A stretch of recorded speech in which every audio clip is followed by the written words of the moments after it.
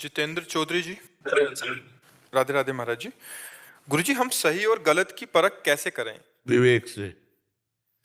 जब तक बुद्धि में विवेक जागृत नहीं होता तब तक क्या सही है क्या गलत है ये निर्णय ठीक नहीं बुद्धि कर पाती। बुद्धि तो गलत आचरणों में भी मोहर लगा देती, तभी तो पापाचरण होता है। सत्य और असत्य का, गलत और सही का निर्णय विवेक से होता है, और विवेक सत्संग से होता है, और सत्संग भगवान की कृपा से मिलता है। बिन सत्संग विवेक न होई, और राम कृपा बिन सुलभ न सोई। श्री हरिवंश विवेक परम। जब हमारे अंदर विवेक जागृत हो जाता है तब सत असत का तुरंत निर्णय होता है, ये गलत है ये सही है, ये करना चाहिए ये नहीं करना चाहिए। इसलिए विवेक कोई बाजार में नहीं प्राप्त होता। विवेक को जागृत करने के लिए नाम जप करो, दूसरों का हित करो, और सत्संग सुनो, समय मिले तो शास्त्र स्वाध्याय करो। तो इससे विवेक जागृत होगा। ज्ञान, वही ज्ञान निर्णय कर पाता है कि ये गलत है कि सही। और जब तक भजन नहीं होगा तो निर्णय भी हो जाने पर भी आप टिकोगे नहीं, आप गलत में फिसल जाओगे। जैसे आपको जानकारी है कितने ऐसे गलत काम आप किए जो पता है कि गलत है, नहीं करना चाहिए, पर फिर भी हो गए। क्यों हो गए? आपकी जानकारी का प्रयोग क्यों नहीं हुआ? क्योंकि आपके पास नाम बल नहीं है। श्री हरिवंश नाम बल लहो, अपने मन भाई सब कहो, रहो शरण हरिवंश की। जो भगवान के आश्रित होकर, प्रभु के आश्रित होकर नाम जप करता है तो ये गलत है, नहीं करना चाहिए तो वो नहीं करेगा। क्योंकि निर्णय तो ठीक हो गया, लेकिन उस निर्णय पे चलने की सामर्थ्य चाहिए।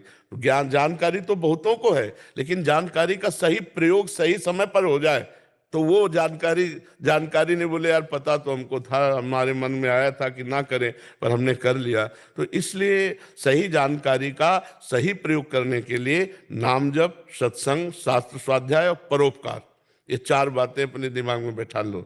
नाम जप, सत्संग, शास्त्रों का स्वाध्याय और परोपकार, इससे विवेक जागृत हो जाएगा, और विवेक सही गलत का निर्णय करेगा और सही मार्ग में चलने के लिए आपको सामर्थ्य देगा। जी। केशव भाटिया जी। राधे राधे महाराज जी। जी। राधे राधे महाराज जी। महाराज जी, वास्तविक दैन्यता का प्रादुर्भाव कैसे हो? अभी तो ऊपर ऊपर से कह देता हूं। हाँ, ये केवल गुरु कृपा से होता है, दूसरा कोई साधन नहीं। साधन करो तो अहंकार पुष्ट होता है, मैं अमुक अमुक अमुक। लेकिन जब गुरु कृपा का आश्रय लिया जाता है तब लगता है गुरु कृपा से सब हो रहा है। मैं तो अधम जीव हूँ, मेरे गुरुदेव ने हम पर कृपा कर दी, आचार्य ने कृपा कर दी, तो आज हम श्री जी के चरणों तक पहुँच रहे हैं, आज हम श्री जी का नाम जप रहे हैं, आज हम श्री जी का जस गा रहे हैं। तो वो सब कुछ करते हुए कृपा का जब अनुभव करेगा तो दैन्यता रहेगी, और जब कर्ता अनुभव करेगा कि मैंने किया तो अहंकार पुष्ट होगा। आप सब महाराज जी, यदि गुरुदेव प्रकट रूप में ना हो, अप्रकट हो, मतलब नहीं, दवाई तो प्रगट ही चाहिए। नहीं, प्रकट रूप में शरीर त्याग चुके हैं। हाँ, तो कई प्रकार के गुरु होते हैं, मंत्र दीक्षा गुरु अलग होते हैं और शिक्षा गुरु और होते हैं। तो श्री दत्तात्रेय जी महाराज ने 24 शिक्षा गुरु बनाए, शिक्षा गुरु 24 बनाए। तो जहाँ से हमको भागवतिक शिक्षा मिले हम उनकी बात माने, दीक्षा गुरु रहे हम उनकी बात माने, तो हमको लगेगा कि संत कृपा से, गुरु कृपा से साधन चल रहा है। जब कृपा शब्द आ जाएगा तो दैन्यता आ जाएगी, और जब मैं शब्द कर्ता भाव आ जाएगा तो अहंकार पुष्ट हो जाएगा। महाराज जी, जैसे कार्य होने से पहले ये होता है कि श्री जी मैं तो नीच हूँ, आप अपनी कृपा से करा दो, आप ही करा सकती हो। पर जब कार्य हो जाता है तो फिर आ जाता है, अरे ये तो मैंने ही कर लिया, तो ये काटता हूँ, लेकिन ये बार बार फिर वो देखो, जब तक अंतःकरण पवित्र नहीं होगा तब तक ये नाटक तो चलता ही रहेगा दैन्यता का। और जब अंतःकरण पवित्र हो जाता है, जैसे जिस वृक्ष की डाली में अधिक फल लग जाते हैं तो झुक जाती है। तो तृणादपि सुनीचेन तरोरियु सहिष्णुना अमानिना मान देन कीर्तने या सदा हरि। सबसे छोटा जो बन जाता है वही दैन्य होता है। कब दिखाई देगा? जब सब में अपने इष्ट दिखाई देंगे। सर्वानुवस्तुतया निरीक्ष परम स्वाराध्य बुद्धिर्मम। जब मेरे इष्ट देव राधा वल्लभ लाल सब में विराजमान है तो हम उनके सेवक हैं, तो हमारे अंदर दैन्यता है, सब में मेरे प्रभु हैं, सब में। और जब तक प्रभु सब में नहीं दिखाई देते तब तक बनावटी दैन्यता होती नहीं। असली दैन्यता में यही आएगा, प्रभु देखो अभी तक तो हम ही कहते थे कि हम पामर अधम हैं, आज गवाही मिल गया, और जिसकी गवाही पक्की हो तो अब तो कृपा कर दो ना।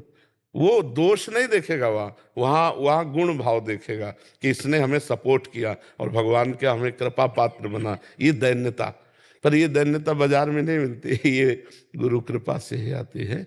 जब हमें हर समय गुरु कृपा का भाव रहेगा तो दैन्यता आ जाएगी कि कितनी कृपा है, ये गुरु कृपा है। मूकम करोति वाचालम पंगुम लंघयते, हर जगह कृपा ही कृपा दिखाई दे। मतलब हमारे शरीर की सामर्थ्य एक कदम चलने की नहीं, कृपा।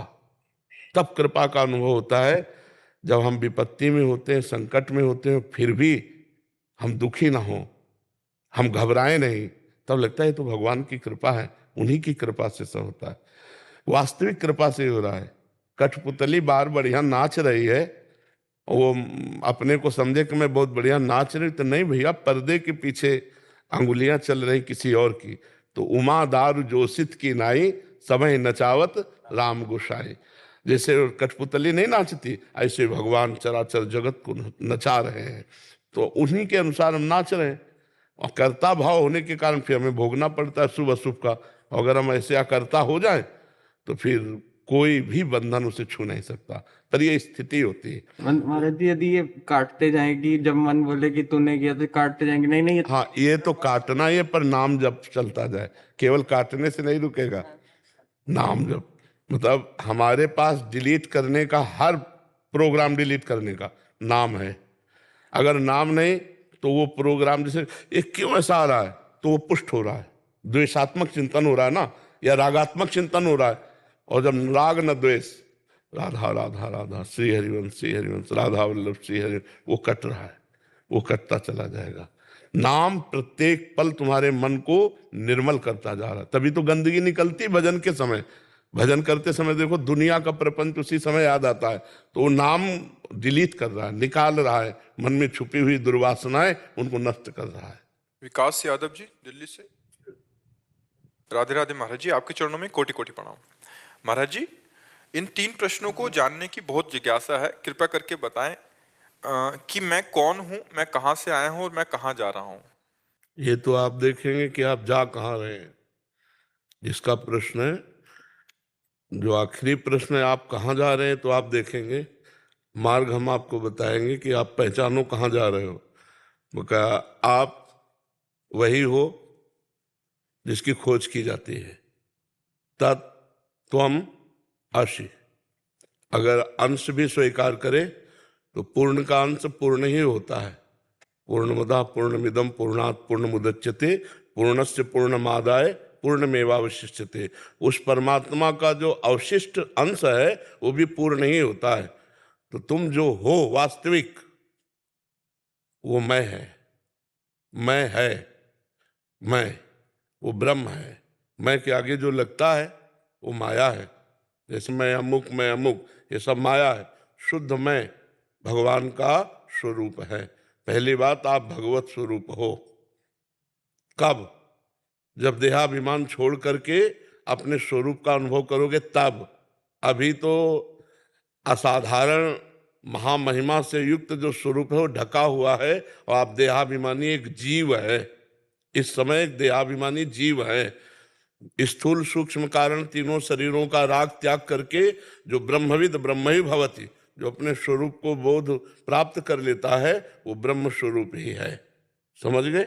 माया अज्ञान कल्पित कल्पनात्मक भ्रम में फंसने के कारण वही शुद्ध ब्रह्म जीव कहलाया, और इसी माया कल्पना से मुक्त हो जाए तो वही ब्रह्म है।